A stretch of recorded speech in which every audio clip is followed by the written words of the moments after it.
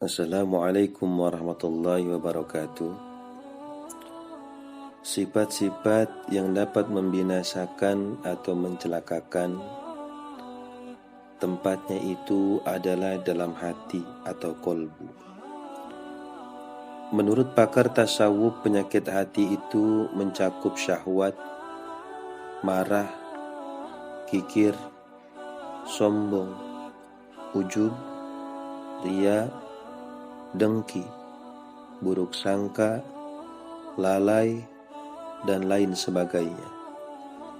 Hendaknya kita berpikir sambil merenung, apakah di dalam diri kita ini terdapat sifat-sifat tercela seperti itu. Jika kita merasa bahwa diri ini terbebas dari sifat-sifat yang mencelakakan, maka berpikirlah untuk menguji diri sendiri, lalu menyelidiki gejala-gejala yang muncul. Seringkali berjanji untuk berbuat baik tetapi sering pula mengingkarinya.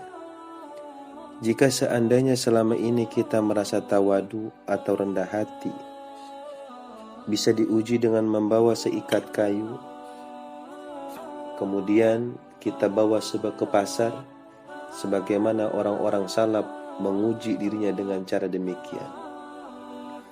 Atau apabila kita mengaku sebagai orang yang murah hati atau dermawan, cobalah untuk menguji dengan cara menghadapi kemarahan orang lain.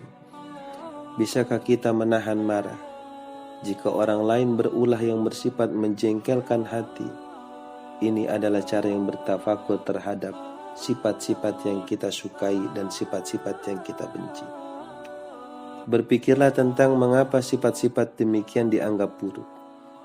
Jelaslah bahwa sumber dari sifat-sifat itu karena kebodohan, kelalaian, dan kekejian batin.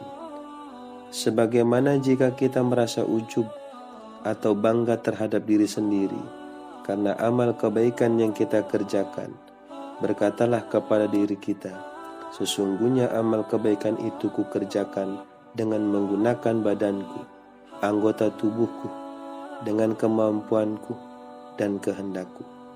Semua yang ada pada tubuhku ini bukan dariku, sesungguhnya ia adalah ciptaan Allah dan karunia Allah terhadapku.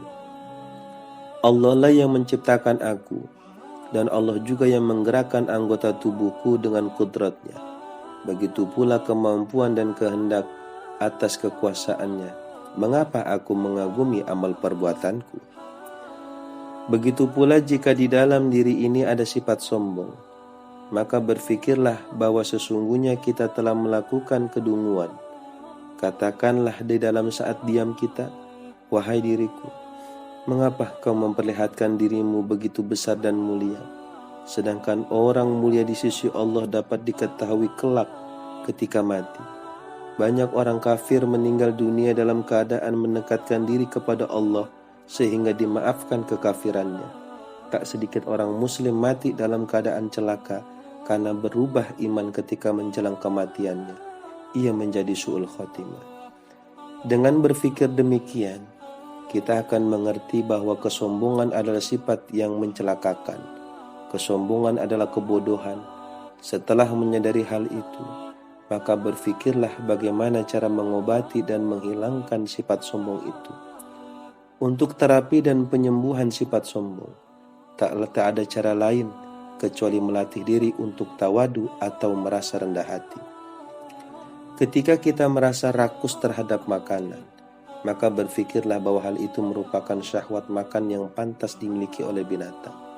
Di saat perhatian kita tertuju kepada kebutuhan seks semata, maka pikirkanlah bahwa itu merupakan insting binatang. Begitu pula, di saat kita marah, maka berpikirlah bahwa kemarahan adalah kebiasaan setan, lalu bangkitlah dorongan dalam hati untuk belajar, menghindari atau menahan marah dengan cara berlatih dan sabar. Semoga bermanfaat. Wassalamualaikum warahmatullahi wabarakatuh.